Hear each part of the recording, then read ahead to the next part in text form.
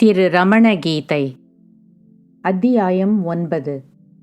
ஆன்மாவுக்கும் உடலுக்கும் இடையே உள்ள முடிச்சை அறுப்பது. திரு கணபதி முனி. ஆகஸ்ட் மாதம் 14ஆம் தேதியன்று இரவில் நான் மகரிஷியிடம் முடிச்சை அறுப்பது என்பது பற்றி ஒரு கேள்வி கேட்டேன். இது மிகவும் படித்த பண்டிதர்களுக்கு கூட சந்தேகங்களை எழுப்பும் விஷயமாகும். பிரகாசித்து விளங்கும் பகவான் ரமண மகரிஷி என் கேள்வியை கேட்டுக்கொண்டார். சிறிது நேரத்திற்கு ஆழ்நிலையில் அமர்ந்திருந்தார். பிறகு தமது தெய்வீகமான விதத்தில் பேசினார். முடிச்சு என்பது ஆன்மஸ்வரூபத்திற்கும் உடலுக்கும் இடையே உள்ள இணைப்பாகும். இந்த இணைப்பால் உடலை சார்ந்த உணர்வு எழுகிறது. உடலானது வஸ்துவாகும். ஆன்மா பிரக்ஞை உணர்வான தூய அறிவாகும். இவை இரண்டுக்கும் இடையே உள்ள முடிச்சு அல்லது இணைப்பு புத்தியின் மூலமாக உய்த்து உணர்ந்து கொள்ளப்படுகிறது. தூய அறிவு அல்லது பிரக்ஞை உணர்வின் பரவிய ஒளியினால்தான் உடல் இயங்குகிறது. உலகத்தை பற்றிய விழிப்புணர்வு தூக்கம், மயக்கம் போன்றவற்றில் இல்லாததால் ஆன்மாவின் இருப்பிடம் உய்த்து அறிந்து கொள்ளப்பட வேண்டும். காண முடியாத மின்சார மின்சக்தி காண முடிந்த கம்பிகளின் வழியாக செல்வது போல் பிரக்ஞை உணர்வின் தீச்சுடர் பலவித கால்வாய்கள் அல்லது நாடிகளின் மூலமாக உடலில் ஓடுகிறது.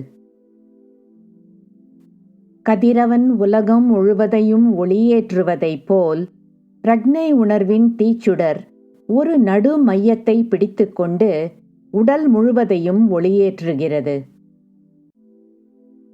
பிரக்ஞை உணர்வின் பரவலால்தான் ஒருவர் தமது உடலை உணர்கிறார். பிரக்ஞை உணர்வின் ஒளிக்கதிர்கள் சூழ்ந்து பரவுதலின் நடு மையம் ஹிருதயம் அல்லது இதயம் அல்லது உள்ளம் என்று ஞானியர்கள் சொல்கின்றனர். பிரக்ஞை உணர்வின் ஓட்டம் நாடிகளில் நிகழும் சக்திகளின் இயக்கத்தால் உய்த்து அறிந்து கொள்ளப்படுகிறது. இந்த சக்திகள் ஒவ்வொன்றும் அதனதன் நாடியை அணைத்து கொண்டு உடல் முழுவதிலும் பாய்ந்து செல்கின்றன. பிரக்ஞை உணர்வு பாய்ந்து ஓடும் நாடி சுஷும்னா என்று சொல்லப்படுகிறது. அது ஆன்ம நாடி, பரநாடி, அமிர்த நாடி என்றும் சொல்லப்படுகிறது. பிரக்ஞை உணர்வு உடல் முழுவதிலும் வியாபித்து இருப்பதால் ஒருவர் தமது உடலுடன் பற்றுதல் கொள்கிறார். உடலை ஆன்மா என்று கருதுகிறார். பின் உலகத்தை தம்மை விட்டு அகன்று இருப்பதாக காண்கிறார்.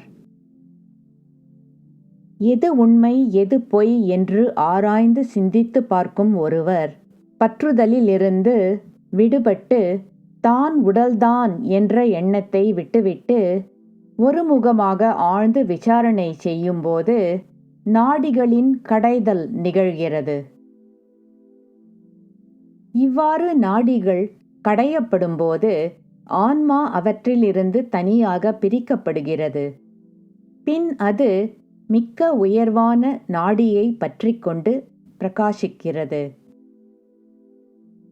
இவ்வாறு பிரக்ஞை உணர்வு மிக்க உயர்வான நாடியில் மட்டுமே தங்கும்போது ஆன்மா மட்டுமே பிரகாசித்து விளங்குகிறது.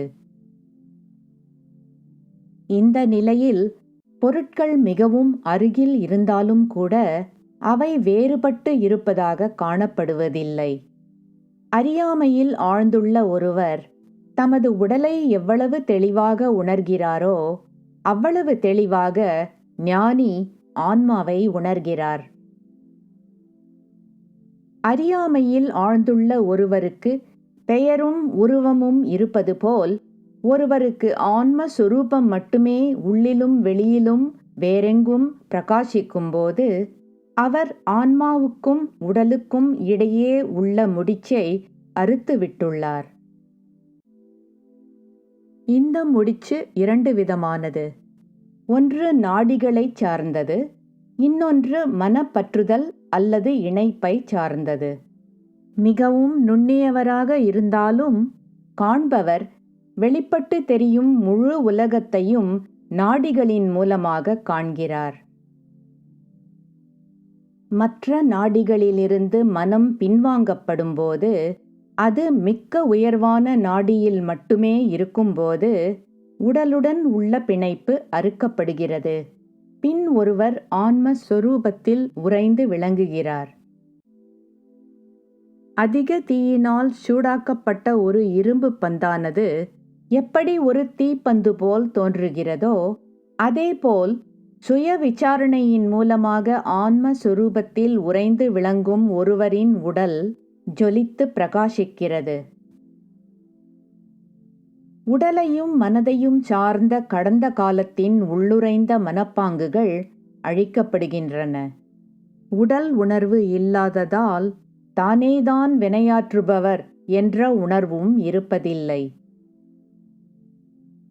தானேதான் வினையாற்றுபவர் என்ற உணர்வு இல்லாததால் இத்தகைய ஒருவரின் கர்மா அல்லது ஊழ்வினை அழிக்கப்படுகிறது என்று சொல்லப்படுகிறது.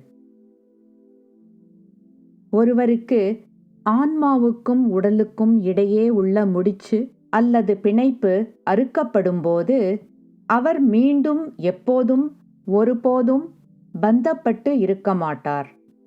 இத்தகைய நிலையானது மிக்க உயர்வான சக்தியையும் மன அமைதியையும் கொண்டதாகும்.